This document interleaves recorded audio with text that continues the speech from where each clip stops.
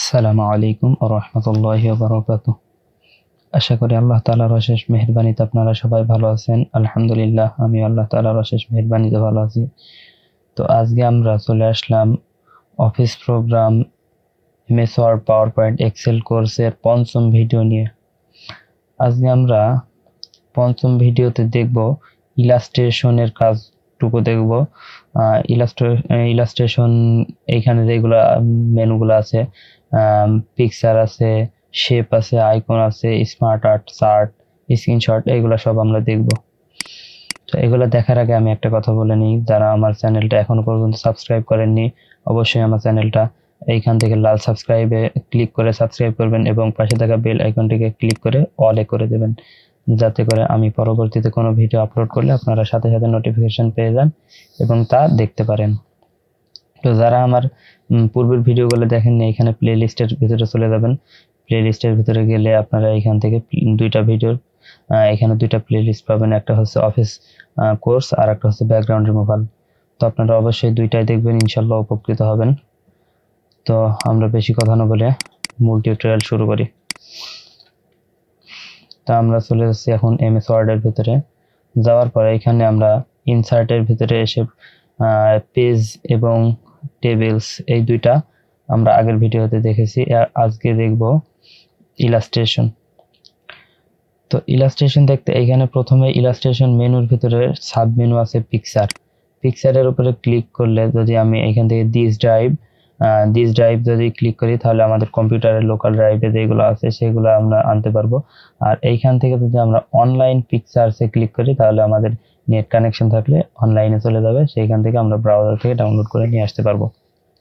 তা আমি অনলাইনে ঢুকছি না, আমি এখান থেকে দিস ড্রাইভে ক্লিক করলাম এবং এইখান থেকে আমি ডেস্কটপের ভিতরে যাই। ডেস্কটপের ভিতরে কিছু পিকচার আছে আমার, তো আমি এইখান থেকে ডেস্কটপের ভিতর থেকে আমি এই পিকচারটাকে ইনসার্ট করে দিলাম। এই পিকচারটাকে সিলেক্ট করে আমরা এখান থেকে ইনসার্ট বাটনে ক্লিক করলাম, তাহলে আমাদের দেখুন ইনসার্ট হয়ে গেল, পিকচারটা ইনসার্ট হয়ে গেছে। এখন পিকচারের উপর আমরা ডাবল ক্লিক করলে দেখুন আমাদের পিকচারের আলাদাভাবে একটা মেনু খুলে যাচ্ছে। তো দেখুন আমাদের খুলে গেছে। আমরা যদি ইনসার্টের ভিতরে যাই তো সর্বপ্রথম আমরা পিকচারটা দেখলাম, এবার পিকচারের কিছু কাজ দেখবো। পিকচারটা দেখুন আমরা চাইলে এখান থেকে নড়াচড়া করতে পারছি না, চাইলে আমরা এখান থেকে ঘোরাতে পারবো। কন্ট্রোল জেড দিয়ে আমি পিছিয়ে ফিরে যাচ্ছি, কন্ট্রোল আমি আরেকবার পিকচারটা নিয়ে আসি। এখান থেকে আমি পিকচারটা নিয়ে আসলাম, নিয়ে আসার পর দেখুন এখান থেকে আমরা নড়াচড়া করতে পারছি না।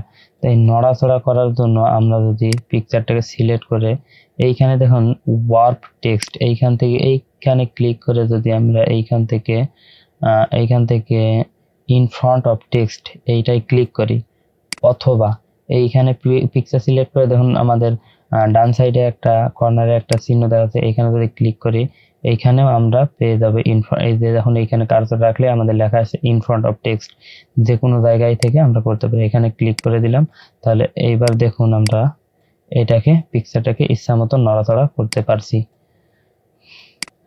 এইবার আমরা দেখব পিকচারের কিছু কাজ।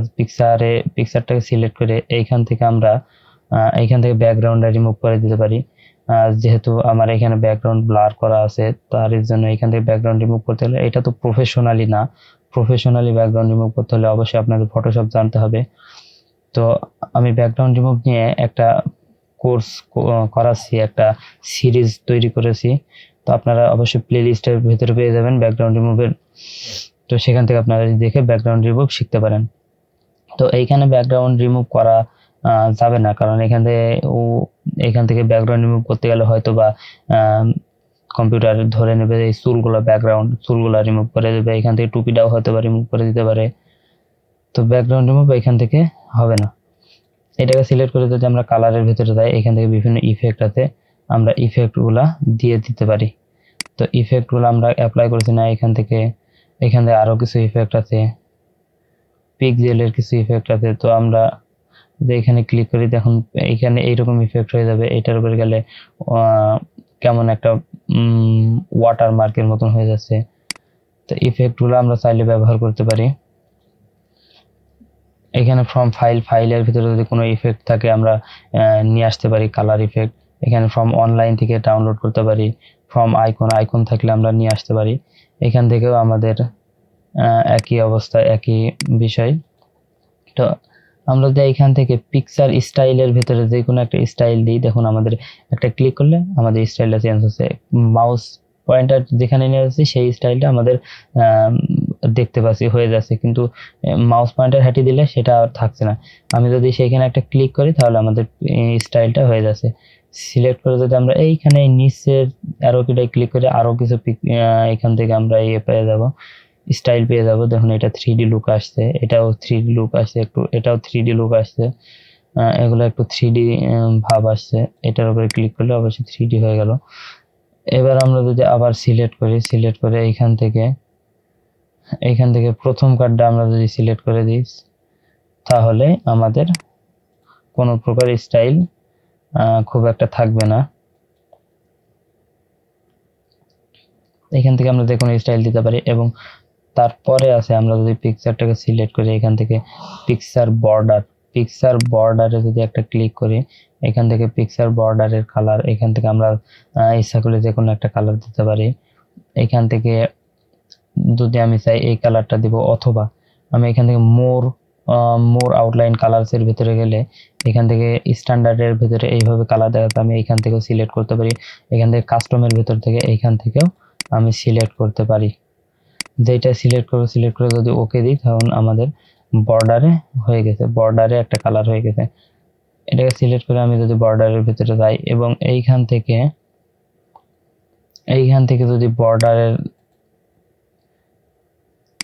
যদি আমি বর্ডারের ভিতরে যাই এবং বর্ডারটাকে রিমুভ করতে চাই, তাহলে এখানে নো আউটলাইন এখানে যদি ক্লিক করি তাহলে আমাদের আউটলাইনটা রিমুভ হয়ে যাবে। এবার আমরা সিলেক্ট করে যদি এখানে পিকচার ইফেক্টের ভিতরে যাই, এখান থেকে কিছু ইফেক্ট আছে 3D ইফেক্ট, এগুলো দিলে আমরা দেখুন আমাদের চারি সাইডটা আমাদের ব্লার হয়ে যাচ্ছে। চারি সাইড এইটার ভিতরে যেহেতু 3D লুক, এটার ভিতরে ব্লার হচ্ছে না। তো এখানে শ্যাডোর ভিতরে গেলে আমরা শ্যাডো দিতে পারি বিভিন্ন টাইপের। আপনারা সবগুলো একে একে ট্রাই করে দেখতে পারেন কোনটা কেমন লাগে। এখানে গ্লো আছে, আমরা আউটলাইনে গ্লো কিছু দিতে পারি। তো আমরা এখান থেকে সব রকম দিতে পারি। এখানে 3D আছে, 3D গুলো আমরা চাইলে ব্যবহার করতে পারি। তো আপনারা সবগুলাই দেখতে পারেন, সবগুলো একটা একটা করে ক্লিক করে দেখবেন। তো এইবার আমরা পিকচারের অলমোস্ট সবই দেখে ফেললাম। এখানে ক্রপের ভিতরে গেলে আমরা এখান থেকে ক্রপ করতে পারি, চাইলে আমরা এতটুকু করে নিলাম, পিকচারটাকে আমি আরো ছোট করে নিলাম, ক্রপ করে এইখান থেকে যদি আমি ইন্টারে দিই তাহলে আমাদের ক্রপ হয়ে গেল।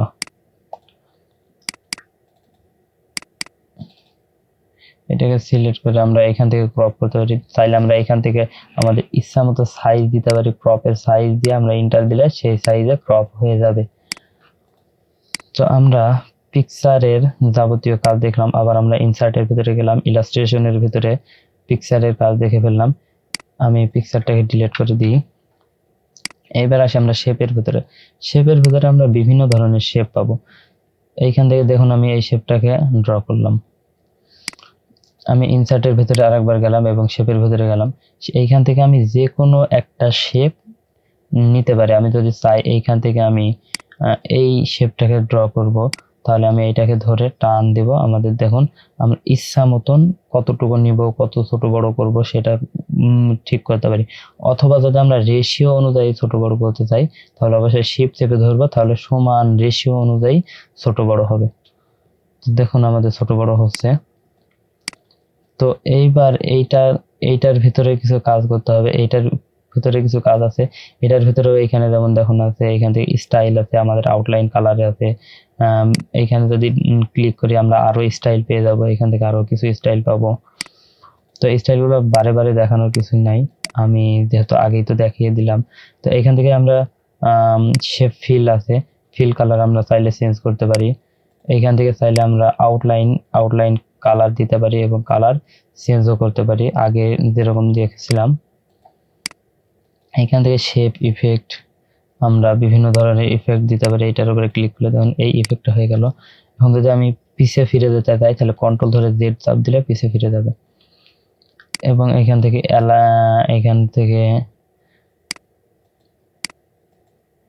আমরা এটাকে সিলেক্ট করি। তো আমাদের পরবর্তীতে কাজ আগের মতনই সেম এখানে ক্রপ করতে পারবো। তো আমাদের এইগুলোর আর দরকার নাই।